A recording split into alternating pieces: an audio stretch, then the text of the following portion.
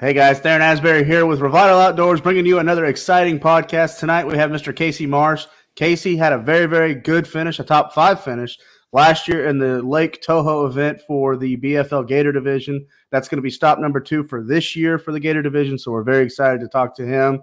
Also, before we get started, a lot of you have become very interested in our podcast. So we've got a lot of people viewing them. Commenting on them. We just want to take the time to say thank you, but be sure you go ahead and subscribe to our YouTube channel. That way you get notified when all of our content is dropping. Again, we've said it before and we'll say it again. We're interviewing as many BFL anglers this year as a title sponsor to the BFLs with Major League Fishing. We are very, very honored to be talking to everybody about their past accomplishments and then what they feel like is going to happen this year. And then we're also going to be circling back and interviewing the winners of all the BFL tournaments this year and other anglers as well in the top 5. So we're very, very excited. So go ahead and hit that subscribe button and then follow us on social media, and then check out our website too, www.revitaloutdoors.com. So without further ado, let's go ahead and bring him in from Florida, Mr. Casey Marsh. Casey, how you doing this evening? Hey, how's it going? Doing good. Pretty good, pretty good. So, well, man, you had a solid year last year, a great finish at Lake Toho. We'll talk about that, but you ended up having a great year. It kind of all really started after that Toho tournament. So walk us through what you did last year and just what you put together. I know you're a native to Florida and you're a local. Just kind of curious as to what happened for you for the tournament last year. Yeah, so actually Toho last year didn't quite play out like I was going or like I thought it was going to. I had been catching them. It was a big spawn deal then. I had been catching them, flipping arrowheads up shallow and everything. And for whatever reason, I guess we hit it kind of on the tail end of the spawn, and I was actually fishing for fish that were moving out. So it was the same general area that I had been fishing prior weeks, but it was I guess what you would say the next level out, and I was actually flipping Kissimmee grass down on Lake Kissimmee. Good for you. That's a very popular technique, especially in the springtime. You know, ultimately. And I mean, correct me if I'm wrong, that's something that you can honestly do year round. For me personally, I think you can flip it all the time, but to win a tournament, it's really a late spring, early summer deal. And you'll see huge bags come out of Kissimmee flipping Kissimmee grass that time of year. Okay. So, well, let's talk about your flipping setup a little bit. Are you using a longer rod, shorter rod? What kind of flipping stick you got? So in that scenario, I was flipping a smaller weight. I was only flipping a 1/2 ounce, and I was flipping a Senko. I actually was flipping on fluorocarbon. I was flipping pretty shallow water, less than 2 foot, so I was trying to be as sneaky as I could. And in that case, I was flipping a 7.6 medium heavy Muse 13 fishing Muse rod. That's kind of my go-to for either dragging like a speed worm or something, or light flipping. I feel like it really covers that category. Normally when I flip, I do like a longer rod. I'll flip with like a 7'11" Muse heavy. That's my go-to. My favorite technique year round is punching mats, and that rod, I mean, it does the job everywhere I go. Yeah, there's something about when that braid string's tight when you're flipping, and then it just gives that nice little ringtone out of it. It's quite the feeling when you set the hook, and it just on that chain too. It's a major player, definitely. Absolutely. Just had a pretty good finish in the Bartow team trail, and caught them all punching mats. And really, that's pretty much what I do almost every time I'm on Kissimmee. That's probably what I'll be doing this year. Okay. I'm assuming you flip braid. Yes. When I flip mats, I flip 80-pound braid. Good deal. So, well, I do have to ask you a question, and I know a lot of our viewers will be interested in this. Flipping a Senko, something that not a lot of people in Florida talk about, and it's something that I think a lot of questions get asked, you know, when you're flipping a Senko, because they're like, really, you can flip a worm that you would just Texas rig? So are you throwing EWG hook, or are you throwing just a regular straight shank? I 100% of the time use a jungle flipping hook, owner jungle flipping hook. I, depending on the cover, I'll upsize or downsize. So if it's more sparse cover, I'll move up to a 4/0, which is what I was flipping in that scenario. And then if I'm flipping heavier cover, I'll drop it down. Like punching mats, I'll flip a 3/0 hook. And it's always I've used everything. I've used all the Gamakatsus, Strike Kings, everything, and the owner just seems to get the best penetration. I don't bend them out very frequently. I mean, all hooks bend, but some are too stiff and some are too light, and I just feel like that one really falls right in the middle. I got you. Yeah, that I have to say I'm a owner jungle hook believer myself. I've used it for many, many years, and it's just pretty solid. So, in fact, I know a lot of guys that use them to rig live bait when catching snook and tarpon in the inshore fishing. So, yeah, it's a solid hook. So, well, talk us through. Were you just going off history in the tournament last year, or were you just flipping an area that you had confidence in and just found a sweet spot, or? Yeah, it actually was just like that. I started out, like I said, I was on an arrowhead deal. Nothing had really changed. We were still on kind of a warming trend, and they should have still been biting, and they just weren't. And I flipped the same way pretty much. And it actually happened by accident. I think 4 o'clock in the afternoon on the last day of practice, I was coming out of an area that I was flipping the arrowheads in and just made a pitch to a patch of Kissimmee grass. And first flip, I caught one. And so I turned the boat and started going down the line, and I think I caught 2 more like back to back, and pretty much just knew, that the deal was there. And I actually started in Toho that tournament. I was punching mats right there by the boat ramp, which is where I think the tournament was won at, was right there next to the ramp. But at about 9 o'clock, there was too many people in and out, and I decided I was going to make the run down to Kissimmee, and definitely paid off for me. I got you. Let the crowds go into the lock, just kind of get over with. So yeah, I don't blame you there. So, well, real quick, did you catch a lot of keepers throughout the day, or you weren't getting many bites, but you just had the quality, or you just had to shift through and get the quality, or? I was getting a lot of bites. I was catching fish of every size. My biggest fish actually came off of a 3/16 ounce with a Senko that I just was moving from patch to patch. And I saw one lonely pad in an opening, and I cast it over to it and caught it. But yeah, they were. I caught everything from bucks all the way up. I mean, I caught fish all day, probably 20 keepers at least. How long did it take to get your limit? I think I had 3 when I went down from Toho. So I mean, I caught them right away. I probably had a limit within 15 minutes or less. It did take a while to cull up. I think I had my total weight by about 1 o'clock. And then after that, it kind of slowed down for me. Plus, I think I left at about 1:30. I wanted to make sure I got back to Toho in time. Right. That's totally understandable. So, well, you walked us through last year what happened. You put together a lot of great patterns, talking about what you were doing, throwing that Senko. Down here in Florida, everyone says, oh, just go down there and flip everything. You'll catch them. That's not true. You do have to kind of pick it apart a little bit. I know it all looks good. So you do have to find that a little bit of juice in there. How do you think – we're a little bit earlier this year when we're going back to Toho. So how do you think this tournament this year will differ from last year? So last year we were definitely on the tail end of the spawn. We were right at the end of it. Like I said, the fish were starting to move out. And so you kind of needed to look for those fish that were moving out. This one is going to play right in the best spawn time that you can get on Kissimmee. Of course, it all depends on how we get fronts.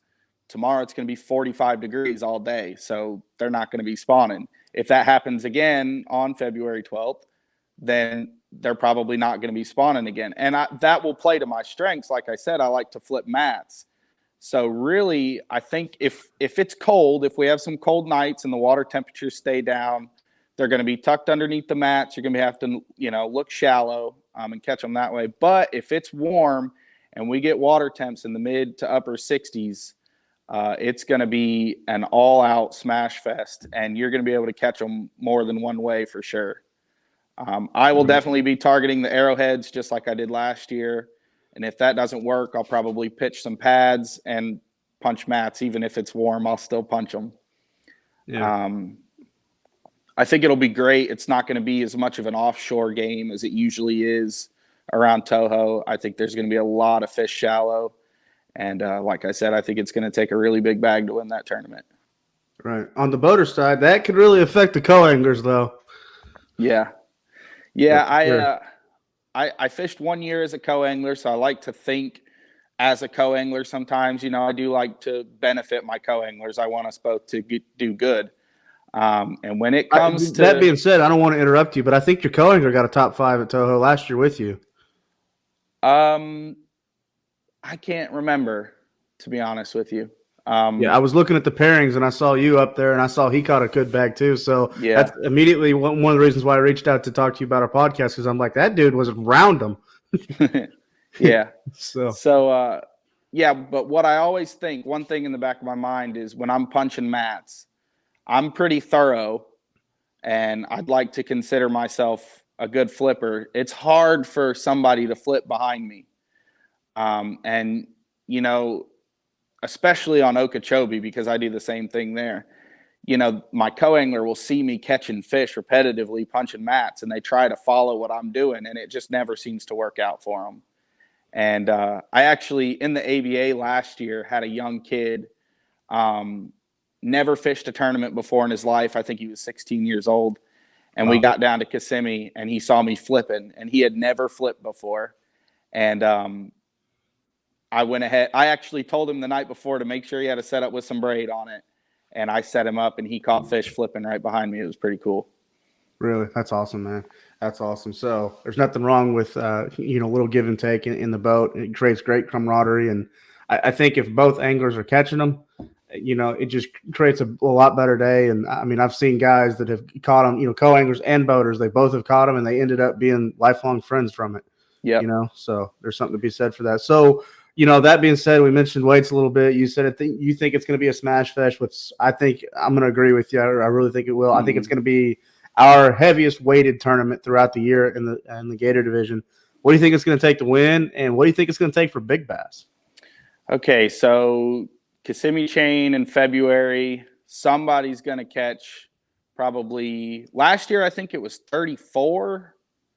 Might have been more than that. I can't remember. And I'm going to say it's probably going to be around the same 31 to 33 pounds maybe. Big fish, it's so hard to tell. I fish the Kissimmee chain a lot, and there's plenty of 10, 11, 12 pounders. But in that big of a tournament, I'm going to put it at just under 10 pounds probably. Mm-hmm. Mm-hmm.